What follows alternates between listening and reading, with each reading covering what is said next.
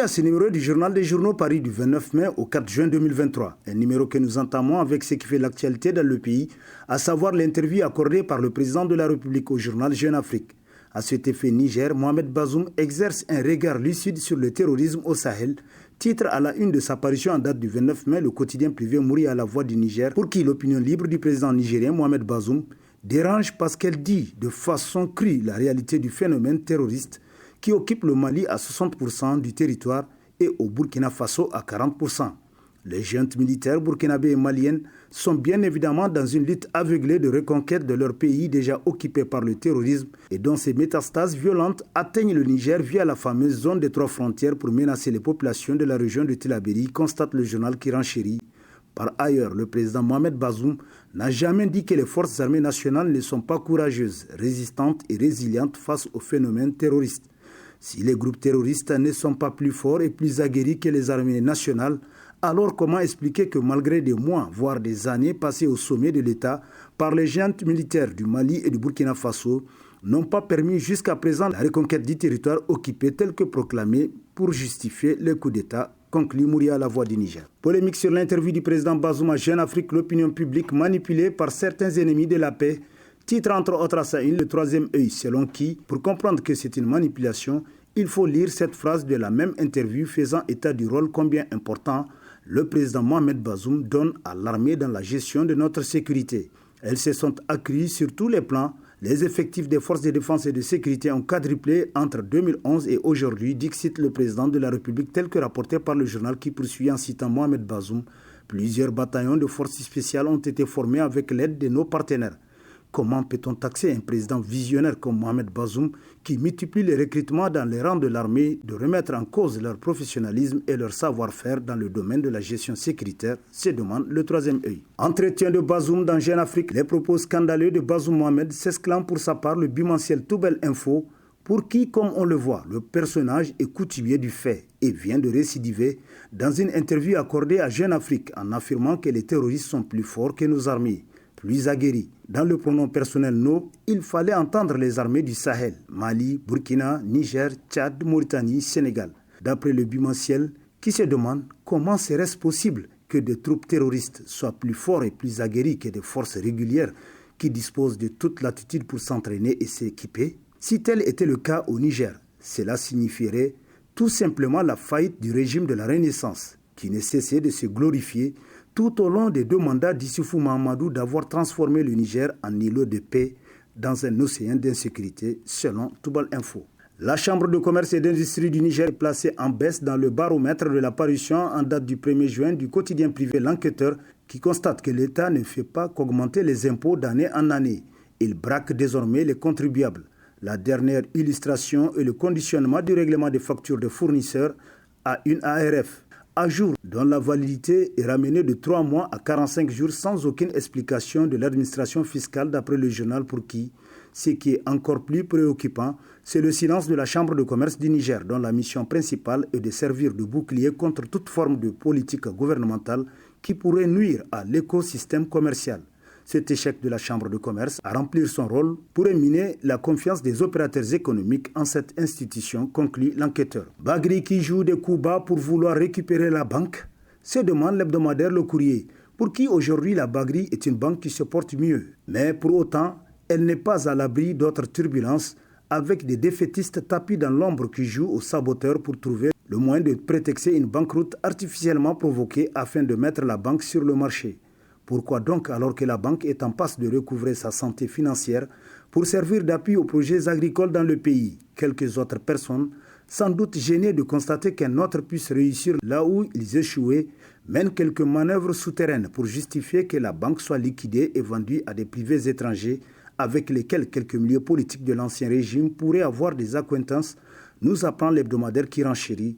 Et il s'agit, apprend-on, des ministres de l'actuel gouvernement ayant des atomes crochés à la Banque de l'Habitat qui mènerait quelques agissements suspects en vue de récupérer la banque dans sa gibecière et la vendre. Il faut donc mettre fin à ces prédations en mettant hors état de nuire cette horde de prédateurs qui ne sont venus en politique que pour siphonner les deniers publics et s'enrichir, conclut Le Courrier. La réforme de la Sine, les saboteurs tenus à l'œil, s'exclame dans sa rubrique Nation, l'hebdomadaire Le Monde d'aujourd'hui, qui nous apprend que devant le constat que le partenaire stratégique n'a pas honoré ses engagements contractuels, notamment l'amélioration significative de la desserte en eau potable des populations nigériennes, que l'État a décidé de reprendre les choses en main en procédant à la création d'une nouvelle société nationale dénommée Société nationale des eaux.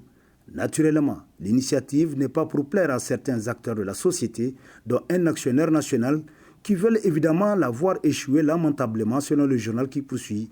Mauvaise exécution du travail, sabotage, etc.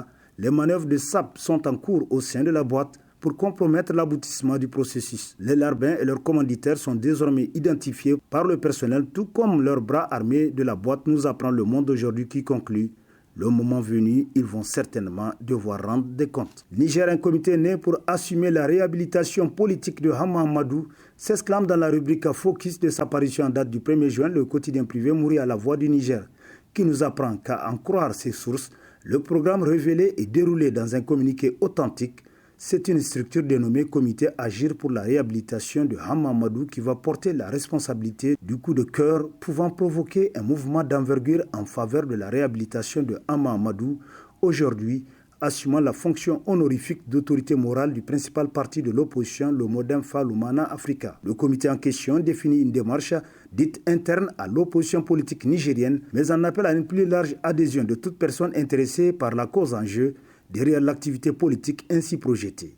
La première activité politique du comité va consister à mobiliser une foule conséquente à Niamey et médiatiser pour se rendre à la résidence du chef de file de l'opposition pour déposer la correspondance le 10 juin 2023 à 7h, nous apprend davantage le quotidien qui poursuit. Ensuite, le 17 juin à 7h, la deuxième activité politique vise à remobiliser la foule des partisans et sympathisants de Hama Amadou autour du comité pour cette fois-ci se rendre à la résidence du président du RDR Tchandji, Mahaman Ousmane, l'allié pour lequel Hama Amadou avait appelé ses militants à voter massivement.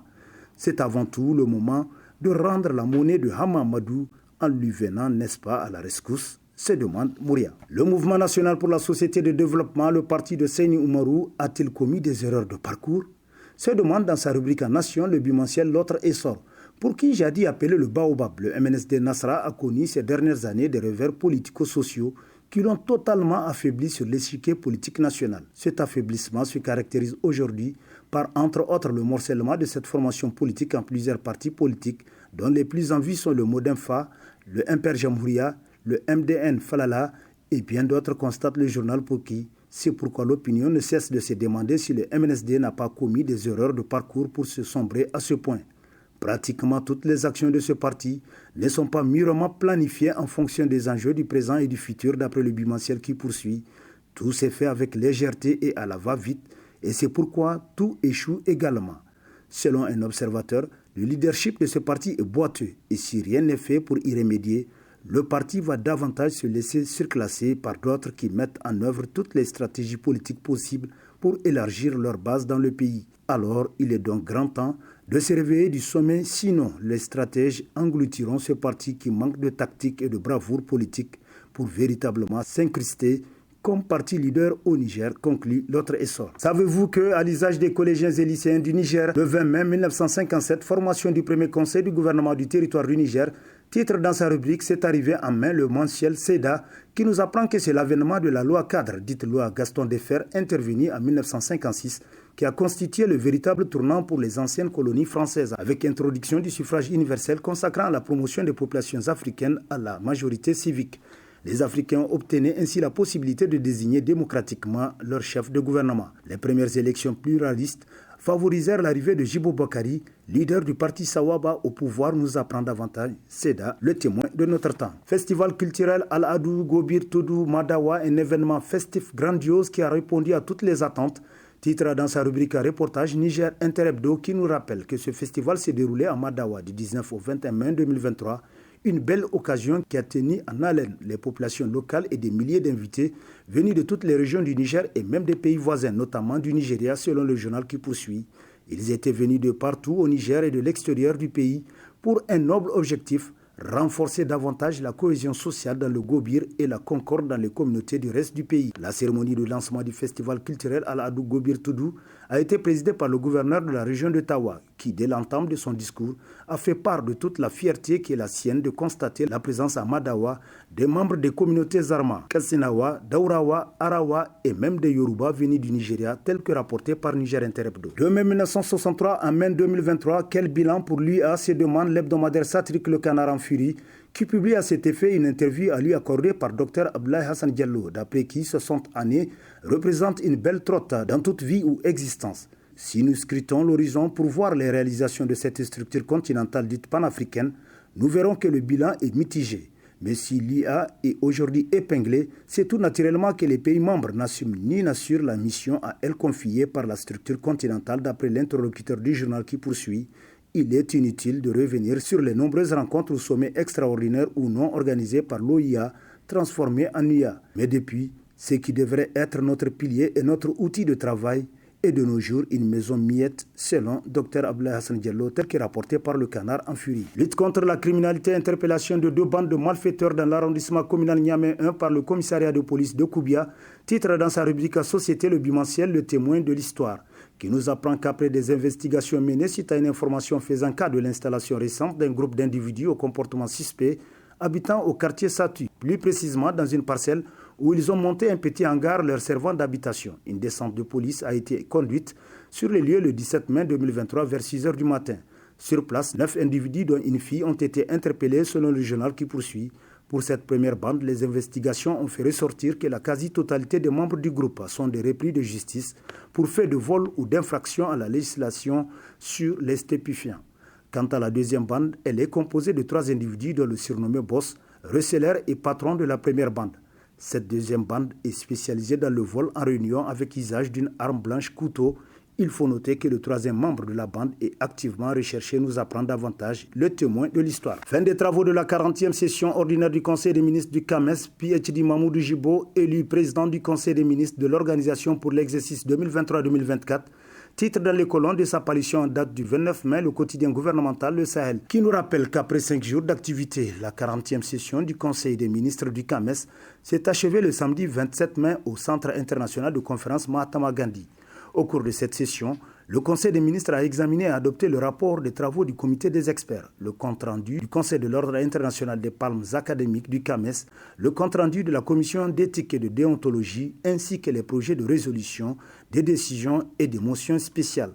Le ministre de l'Enseignement supérieur, PhD Mamoudou Jibo, qui a présidé cette cérémonie de clôture, a été élu à l'unanimité par le Conseil président du Conseil des ministres du CAMES pour l'exercice 2023-2024 et le Congo a été choisi comme pays hôte du prochain Conseil des ministres du CAMES, nous apprend davantage le Sahel. Et sur ce prend fin le présent numéro de la revue de presse. Prochain rendez-vous, plaise à Dieu dans une semaine avec toujours la même passion de vous servir. Bonne lecture et au revoir.